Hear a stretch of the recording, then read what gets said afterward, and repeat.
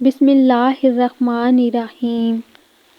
ایسا مانا جاتا ہے کہ ہر ایک کو دولت مند بننے یا زندگی میں کامیاب ہونے کے لیے یکساں مواقع ملتے ہیں، مگر کیا یہ خیال واقعہ ٹھیک ہے کہ ہم نے اکثر دیکھا ہے کہ کئی لوگ گھروں میں بیٹھے بٹھائے ہی امیر ہو جاتے ہیں، جبکہ کچھ لوگ انتھک محنت کر کے بھی اپنے دن نہیں بدل پاتے۔ یقیناً مستقبل کی پیشن گوئی کوئی نہیں کر سکتا، لیکن مفسرین نے 5 ایسے خواب بتائے ہیں، اگر وہ آپ دیکھتے ہیں تو ان کی تعبیر کے مطابق آپ کو ضرور بے شمار مال و دولت ملنے والا ہے۔ انسان کو جو کام پسند ہوتا ہے اس کو وہ بڑے ہی اچھے طریقے سے سر انجام دیتا ہے۔ وہ رات دن محنت کر کے اپنے کام میں نام کمانا چاہتا ہے، اپنے کام میں ماہر ہونا چاہتا ہے۔ انسان جو بھی کام پسند کرتا ہے اس کو بڑی ہی دلچسپی کے ساتھ سر انجام دیتا ہے، جبکہ انسان اپنے کام کو بڑی دلچسپی سے کرتا ہے۔ اس میں کچھ کام ایسے بھی ہوتے ہیں جو انسان پر زوال لاتے ہیں، کچھ کام ایسے بھی ہوتے ہیں جن سے انسان ترقی کی راہ پر گامزن ہو جاتا ہے۔ کسی بھی کام کو کرنے کے لیے انسان کو مشکلات اور آسانیوں کا مقابلہ کرنا پڑتا ہے۔ آئیے پہلے آپ کو حضرت علی رضی اللہ تعالیٰ عنہ کا ایک واقعہ سنائیں، پھر آپ کو 5 خوابوں کے بارے میں بھی آگاہ کریں گے۔ ایک دفعہ حضرت علی رضی اللہ تعالیٰ عنہ عوام کو درس دے رہے تھے۔ ان کو حضرت محمد صلی اللہ علیہ وآلہ وسلم کی حدیث مبارکہ سنا رہے تھے، وعظ و نصیحت کر رہے تھے کہ لوگوں کو خوبصورت زندگی گزارنے کے طریقے بتا رہے تھے۔ حضرت علی رضی اللہ تعالیٰ عنہ نے فرمایا کہ میں نے بھکاریوں کو بادشاہ بنتے ہوئے دیکھا ہے، میں غریبوں کو امیر ترین بنتے ہوئے دیکھا ہے، ایسے امیر کہ جو نہ صرف دنیا میں امیر ہوں بلکہ آخرت میں بھی نیکیوں سے مالا مال ہو جاتے ہیں۔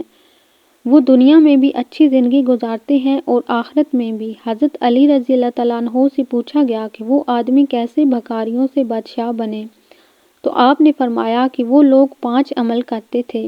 لوگ کہنے لگے کہ امیر المومنین ہمیں بھی بتائیے وہ 5 کام۔ آپ فرمانے لگے کہ ہم پرندوں کو ہر روز دانہ ڈالا کرتے تھے۔ حضرت محمد صلی اللہ علیہ وآلہ وسلم کا فرمان ہے کہ جس گھر میں پرندوں کو دانہ اور پانی ملتا ہو وہ گھر کبھی بھی غریب نہیں ہو سکتا۔ اللہ تعالیٰ اس گھر میں کبھی بھی غریبی نہیں دیکھ سکتا۔ اللہ تعالیٰ اس گھر میں رزق کی کمی نہیں لاتا۔ حضرت محمد صلی اللہ علیہ وآلہ وسلم نے فرمایا کہ گھروں میں پرندوں کے لیے دانہ اور پانی رکھا کرو، جب وہ تمہارے گھر سے گزریں تو ان کو پتہ ہو کہ اس گھر کی چھت پر دانہ اور پانی رکھا ہوتا ہے اور وہ یہاں پیٹ بھر کر جائیں تو ان کے دل سے دعا نکلتی ہے۔ اللہ تعالیٰ آپ کے اس عمل پر بہت ہی خوش ہوتا ہے۔ جب اللہ تعالیٰ کی مخلوق کی بھوک اور پیاس مٹاتا ہے تو اللہ تعالیٰ اپنے نیک بندوں کا یہ عمل دیکھ کر مسکراتا ہے۔ جب پرندے کسی گھر سے دانہ کھا کر جاتے ہیں تو وہ دعا دیتے جاتے ہیں، اے مالک تجھے تیری وحدانیت کا واسطہ، تجھے تیری رحیمی کا واسطہ، تو بھی ان لوگوں کے لیے رزق عطا کر جو ہم کو کھانا کھلا رہے ہیں۔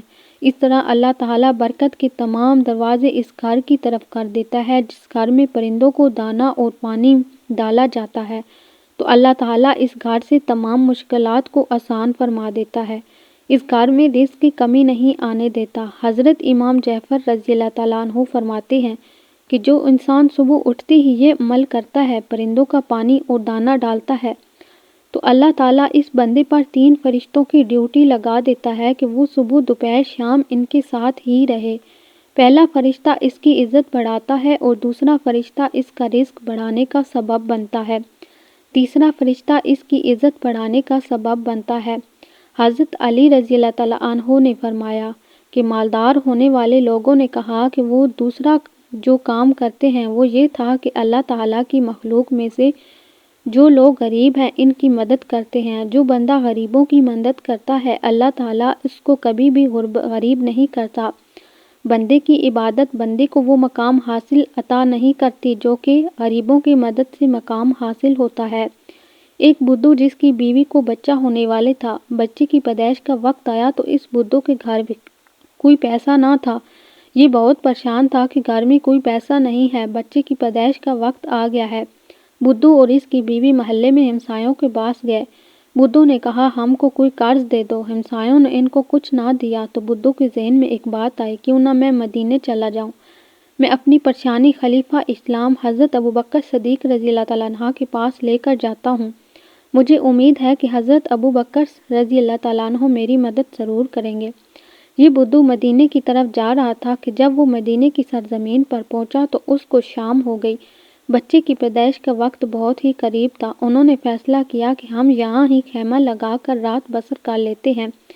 صبح ہوتی ہی حضرت ابوبکر صدیق رضی اللہ تعالیٰ عنہ کے پاس چلے جائیں گے۔ جب رات کا آخری پہر ہوا تو بیوی درد کی وجہ سے چیخنے لگی۔ بچے کی پیدائش کا وقت قریب تھا، فجر کی اذان ہونے والی تھی۔ وہ یہ بات ایک دوسرے کو کہہ رہے تھے کہ حضرت ابوبکر صدیق رضی اللہ تعالیٰ عنہ کے پاس جاتے ہیں۔ حضرت ابوبکر صدیق رضی اللہ تعالیٰ عنہ کا یہ معمول تھا کہ رات کے وقت مدینے کی گلیوں میں گردش کیا کرتے تھے کہ اللہ تعالیٰ کی مخلوق کو کوئی پریشانی تو نہیں۔ اس رات بھی حضرت ابوبکر صدیق رضی اللہ تعالیٰ عنہ گشت کر رہے تھے۔ آپ نے دور سے دیکھا کہ ایک خیمے میں روشنی جل رہی ہے۔ حضرت ابوبکر صدیق رضی اللہ تعالیٰ عنہ نے اپنے غلام کو فرمایا کہ جا کر دیکھو کہ کوئی مسافر تو خیمہ لگا کر نہیں بیٹھا ہو۔ جب غلام اس خیمے میں گیا تو اس غلام نے کہا کہ میری بیوی حاملہ ہے، مجھے مدد کی سخت ضرورت ہے۔ غلام خیمے سے واپس آیا، اس نے ساری صورتحال حضرت ابوبکر صدیق رضی اللہ تعالیٰ عنہ کو بتائی۔ حضرت ابوبکر صدیق رضی اللہ تعالیٰ عنہ بھاگے بھاگے اپنے گھر میں گئے۔ آپ رضی اللہ تعالیٰ عنہ نے اپنی بیوی کو اٹھایا کہ اگر تم کو ثواب مل رہا ہو تو تم ثواب حاصل کرنا چاہو گی؟ بیوی نے جواب دیا کہ میں ضرور حاصل کرنا چاہوں گی۔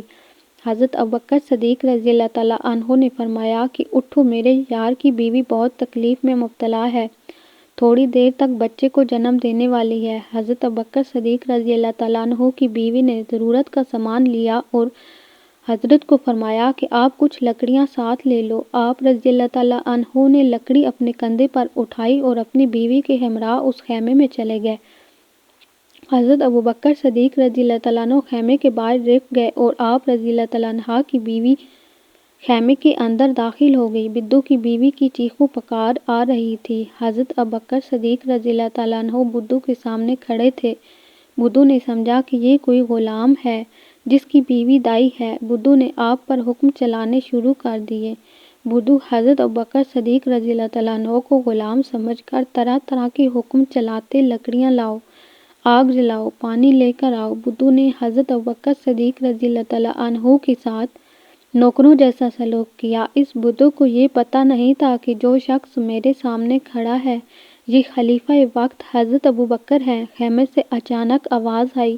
حضرت ابوبکر صدیق رضی اللہ تعالیٰ عنہ کی بیوی نے آواز دی، اے امیر المومنین، آپ رضی اللہ تعالیٰ عنہ کو مبارک ہو، اللہ تعالیٰ نے آپ رضی اللہ تعالیٰ عنہ کے دوست کو بیٹے سے نوازا ہے۔ جب بدو نے یہ سنا کہ یہ خلیفہ وقت ہیں تو اس کے پاؤں تلے سے زمین نکل گئی، فوراً قدموں میں گر کر معافی مانگنے لگا، اے امیر المومنین، مجھے معاف کر دیجیے گا، میں آپ رضی اللہ تعالیٰ عنہ کو پہچان نہیں سکا، مہربانی فرما کر مجھے معاف کر دیجیے۔ حضرت ابوبکر صدیق رضی اللہ تعالیٰ عنہ نے اس بدو کو اپنے قدموں سے اٹھا کر گلے لگایا اور فرمانے لگے، اے بدو، یہ مدینہ منورہ ہے، یہ میرے دوست حضرت محمد صلی اللہ علیہ وآلہ وسلم کا شہر ہے، یہاں امیر کی نہیں بلکہ غریبوں کی عزت کی جاتی ہے، غریبوں کو بادشاہ بنایا جاتا ہے، غریبوں کے دکھ درد میں شریک ہوا جاتا ہے، کیونکہ غریبوں کی مدد کرنے والے انسان کبھی بھی غریب نہیں ہوتے۔